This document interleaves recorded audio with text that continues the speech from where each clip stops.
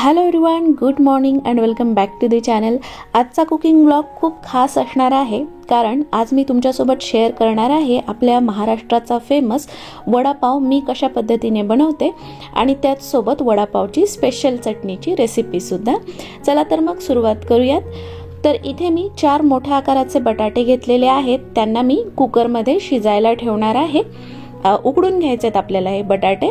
तर बटाट्यांना अशा प्रकारे मी कट मारणार आहे, त्याच्यामुळे बटाट्याची साल खूप पटकन निघते उकडल्यानंतर।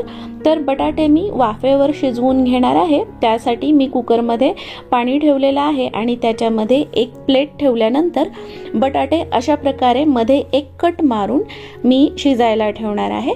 तर पहा, मी 4 बटाटे शिजायला ठेवलेले आहेत। आता कुकरचं झाकण लावून घेते आणि कुकरच्या मी 3 ते 4 शिट्ट्या करणार आहे लो गॅस फ्लेमवर।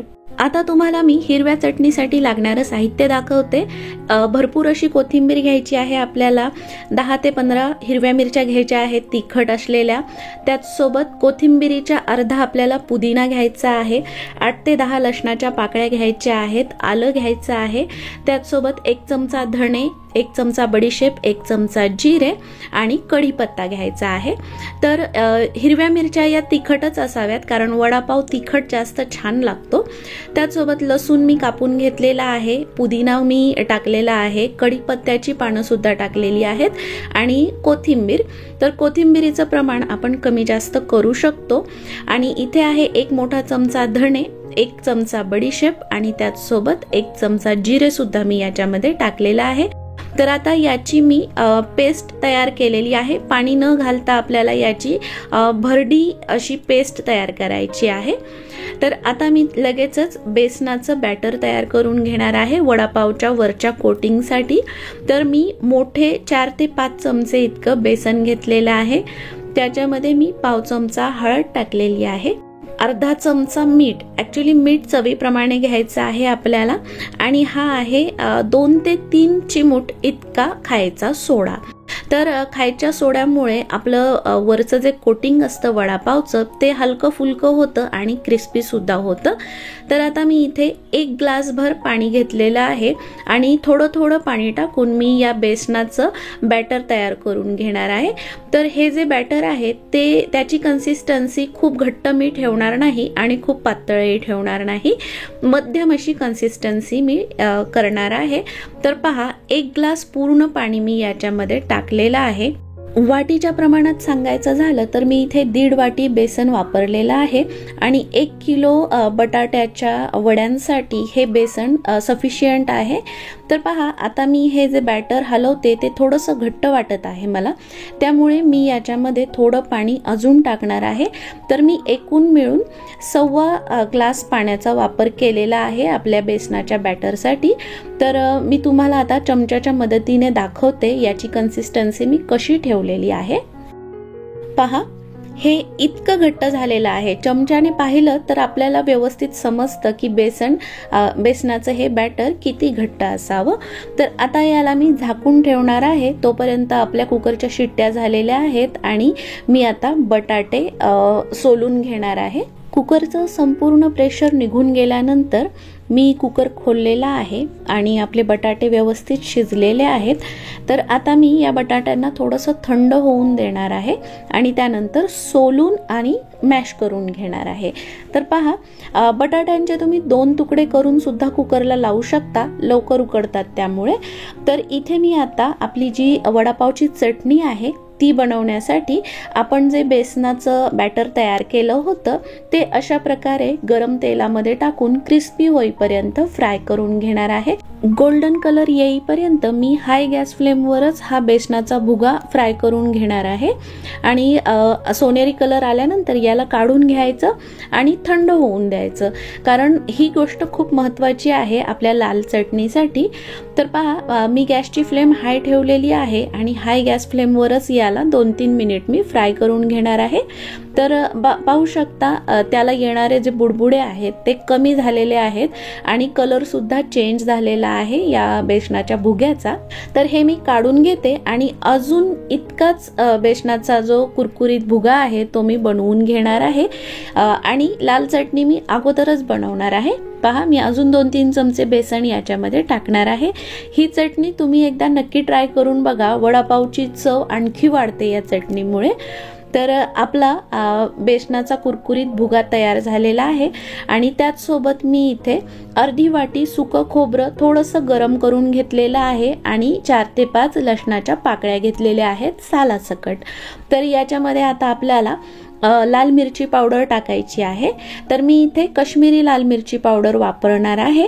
ती मी 1 मोठा चमचा टाकणार आहे. याच्यामुळे कलर खूप छान येतो आणि जास्त तिखटपणा येत नाही. तुम्हाला जर तिखट चटणी हवी असेल तर तुम्ही आपली तिखट मिरची पावडर सुद्धा वापरू शकता. आणि याच्यामध्ये मी फक्त पाव चमचा इतकं मीठ टाकलेलं आहे.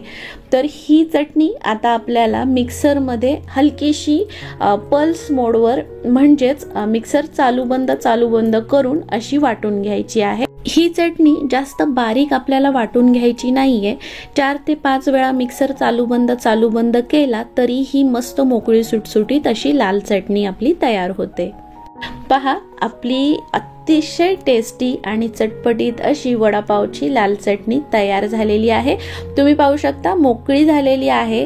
जास्त लसूण टाकायचा नाही. लसूण जास्त टाकला तर ही चटणी खूप अशी ओलसर बनते आणि जो आपण खोबऱ्याचा किस वापरलेला आहे तो थोडासा गरम करून घ्यायचा म्हणजे तो कुरकुरीत बनतो. आता मी वडापावची आपली बटाट्याची भाजी बनवून घेते. तर इथे मी एक कढई ठेवलेली आहे गॅसवर आणि त्याच्यामध्ये मी 2 ते 3 चमचे इतकं तेल टाकलेलं आहे. आपल्याला सर्वात अगोदर याच्यामध्ये मोहरी टाकून घ्यायची आहे. तेल जास्त गरम झालेलं होतं म्हणून मी गॅसची फ्लेम लो केलेली आहे. मोहरी तडतडल्यानंतर याच्यामध्ये आपण जी मिक्सर जारमध्ये हिरवी चटणी वाटून घेतली होती ती मी फ्राय करून घेणार आहे. तर आपल्याला ही बटाट्याची भाजी फ्राय नाही करून घ्यायची, पण त्याच्यासाठी जो आपण हिरवा मसाला वाटलेला आहे तो मात्र कच्चेपणा जाईपर्यंत छान फ्राय करून घ्यायचा आहे. याच्यामध्ये मी अर्धा चमचा हळद टाकलेली आहे आणि पाव चमचा इतका हिंग टाकलेला आहे आणि ही चटणी अशी छान अशी फ्राय करून घेतलेली आहे. तेल मी कमी टाकलेला आहे याच्यामध्ये. आणि आता आपल्याला याच्यामध्ये बटाटा जो आपण मॅश करून घेतलेला आहे तो टाकून घ्यायचा आहे. तर बटाटा टाकल्याबरोबर मी गॅसची फ्लेम बंद केलेली आहे आणि आपल्याला या चटणीमध्ये हिरव्या चटणीमध्ये हा बटाटा फक्त मिक्स करून घ्यायचा आहे. या पद्धतीने हिरव्या चटणीतले हे बटाटे वडे तुम्ही एकदा नक्की बनवून पहा. अतिशय टेस्टी बनतात. तुम्हाला 100% आवडतील. तर या बटाट्याच्या भाजीमध्ये आता मी चवीप्रमाणे मीठ टाकतेय. मीठ मी हाताच्या मदतीनेच टाकते कारण चमच्याने मिठाचा तितका बरोबर अंदाज येत नाही जितका आपण हाताने मीठ टाकल्यावर येतो. तर पहा, आता मी याला व्यवस्थित मिक्स करून घेते आणि मिक्स करताच मी याला मॅश सुद्धा करत आहे.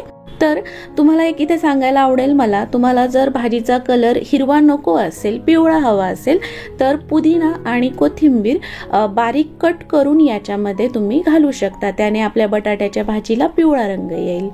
तर आता ही बटाट्याची भाजी आपली तयार आहे. मी याला एका ताटामध्ये काढून घेते कारण वडे बनवण्या अगोदर ही भाजी थंड होणं खूप महत्त्वाचं आहे म्हणजे आपले वडे व्यवस्थित बनतील.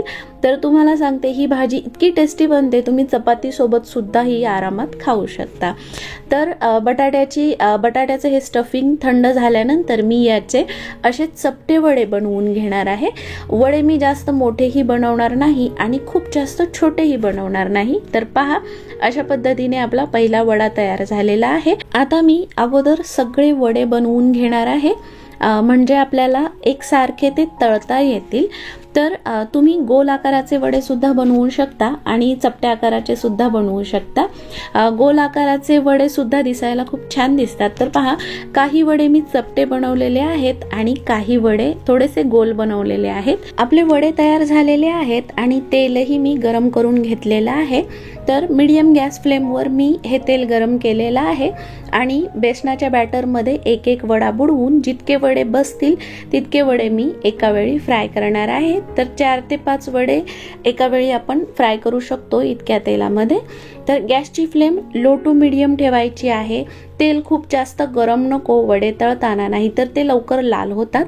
तर वडे टाकल्यानंतर 2 मिनिट मी त्याला चमचा लावलेला नव्हता, त्याला थोडंसं मी सेट होऊन दिलं 2 मिनिट आणि त्यानंतर मी याला पलटी करून घेतलेला आहे. हे बटाटे वडे आपल्याला 5 ते 6 मिनिट मीडियम गॅस फ्लेमवर फ्राय करायचे आहेत आणि 1 ते 2 मिनिटांनंतर आपल्याला याला अलटीपलटी करत राहायचं आहे. आणि ज्यावेळी असा सोनेरी रंग येईल, गोल्डन कलर आलेला आपल्याला दिसेल, त्यावेळी आपल्याला हे बटाटे वडे काढून घ्यायचे आहेत. तुम्ही पाहू शकता, पाहता क्षणी कळतंय की वरचं कोटिंग आपलं एकदम क्रिस्पी झालेलं आहे.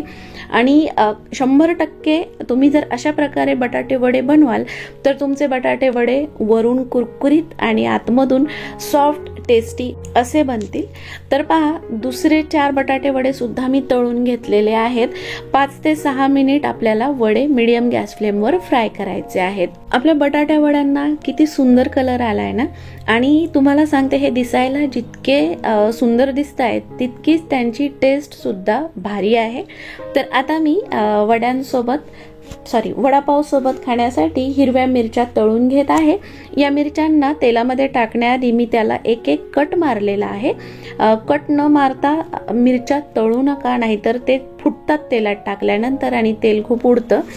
तर मिरच्यांना जास्त नाही 2 ते 3 मिनिट आपल्याला फ्राय करून घ्यायचं आहे आणि त्या काढल्यानंतर त्याच्यावर आपल्याला मीठ टाकून घ्यायचं आहे. तर वडापाव सोबत मिरची अतिशय सुंदर कॉम्बिनेशन आहे. तर मिरच्या फ्राय झालेल्या आहेत, आपली चटणी तयार झालेली आहे. पहा, इथे मी मिरच्यांवर मीठ टाकून घेतलेलं आहे. आता याला मी बाजूला ठेवते आणि हे शेवटचे जे 5 वडे होते ते सुद्धा मी तळून घेतलेले आहेत. आणि आता मी तुम्हाला वडापाव तयार करून दाखवते. तर मी पुन्हा एकदा सांगते, या पद्धतीने वडापाव नक्की बनवून पहा, अतिशय टेस्टी बनतो. तर ही पहा आपली लाल चटणी, त्याच्यामध्ये मी थोडेसे पांढरे तीळ टाकलेले आहेत भाजलेले, त्याने सुद्धा लुक छान येतो आणि चटणी आणखी छान लागते. तर इथे मी मस्त ताजे ताजे पाव घेतलेले आहेत. सुरुवातीला ही जी वडापावची लाल चटणी आहे ती पावाला मी दोन्ही साईडने लावून घेणार आहे. त्याच्यामध्ये मस्त गरम गरम आपला बटाटा वडा ठेवलेला आहे, अजूनही खूप गरम आहे आणि वरून खूप कुरकुरीत आहे. त्याच्यावर तळलेल्या 2 मिरच्या आणि पहा आपला जबरदस्त टेस्टी असा वडापाव तयार झालेला आहे. आणि असा वडापाव समोर आल्यानंतर खाताना आपण स्वतःला थांबवू शकत नाही. तर मी खाल्लेला सुद्धा आहे आणि याची टेस्ट अमेझिंग आहे. तर तुम्ही ही रेसिपी नक्की ट्राय करा. व्हिडिओ शेवटपर्यंत पाहिल्याबद्दल खूप खूप धन्यवाद.